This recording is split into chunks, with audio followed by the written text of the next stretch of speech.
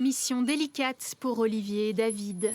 Ce lustre en fer forgé doit retrouver sa place exacte dans la salle gothique. C'est peut-être encore un peu haut, tu vois, mais honnêtement, là, on est pas mal, là.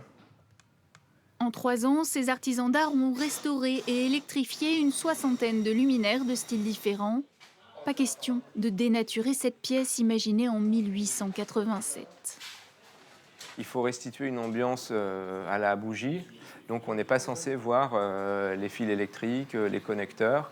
Donc, il faut utiliser des fils à la bonne couleur, le plus fin possible. Il faut faire des bougies qui aient l'aspect d'une vraie bougie.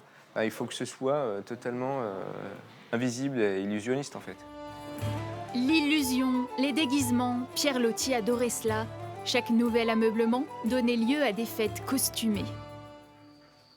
Au bout du jardin, la salle chinoise.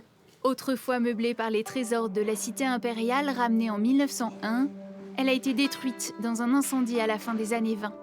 La voilà qui retrouve ses murs et ses décors. On a découvert un certain nombre de vestiges de cette salle chinoise disparue. Et de fil en aiguille, on a commencé à mener une véritable enquête archéologique pour retrouver ici les traces des colonnes qui avaient disparu, là les empochements des fenêtres. Bref, à la fin de cette enquête, on a été en mesure de modéliser, de faire des images de synthèse pour montrer aux équipes municipales et à M. Mler à quoi ressemblait cette salle chinoise disparue. Restait à recréer le rouge cinabre que l'on devine sur les photos anciennes et les panneaux d'origine. Un défi pour le peintre. Ce qui est intéressant ici, c'est qu'on est entre la restauration et j'ai presque envie de dire le décor un peu de théâtre, quoi. Parce qu'il y avait un côté un peu grandiloquent.